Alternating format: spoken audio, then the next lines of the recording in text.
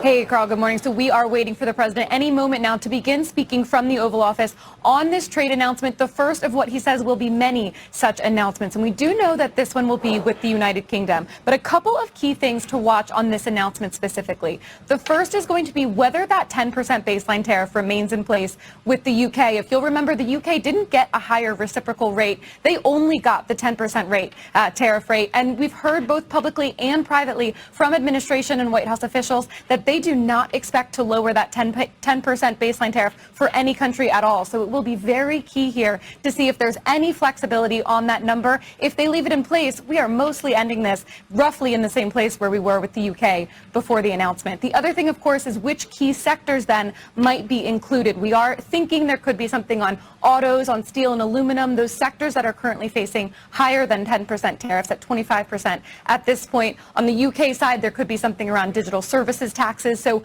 key to see what exactly is going to be included in this framework.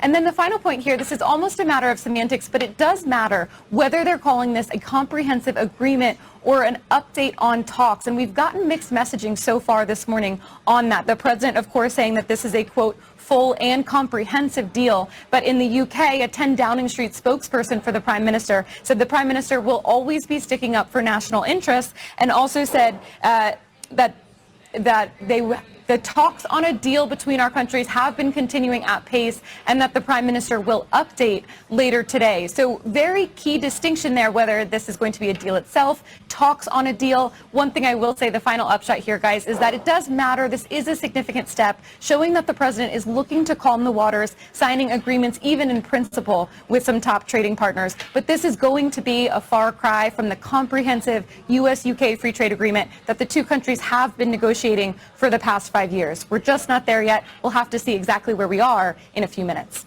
Guys? Megan, I am just wondering, I mean, how closely will all of our other trading partners be looking at this? Will every deal sort of have to take its own shape and size? We know they're not a significant trading partner for us, but perhaps sort of significant that they are getting a deal of some kind. Yes, I do think it's significant that there's a deal of some kind, especially after we heard the president earlier this week kind of downplay the importance of deals at all. At least we'll get some sort of a framework at this point. Every country will certainly have to follow their own set of issues and their own timeline and that sort of thing. But because they want to move so quickly, we also know from the administration that they have sort of a baseline framework that they want every country to try to agree to. So it's going to be key things like the 10% baseline tariff or any tariffs being lowered. How much flexibility is the U.S. showing here versus how much is the other country giving up here? That's going to be key. Every country in the world is watching for those specifics.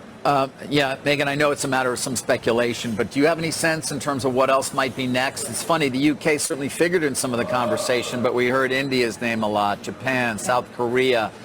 Is it fair to expect that similar kinds of meetings/announcements might be forthcoming with those countries? Absolutely. We've heard, I was also surprised to hear the UK come first. Maybe it's because it was easier, especially if this 10% baseline tariff remains. There's no higher reciprocal rate to try to negotiate away. But we had been hearing much more often about Southeast Asia in particular. India, Japan, South Korea are the names that I'd been hearing most often.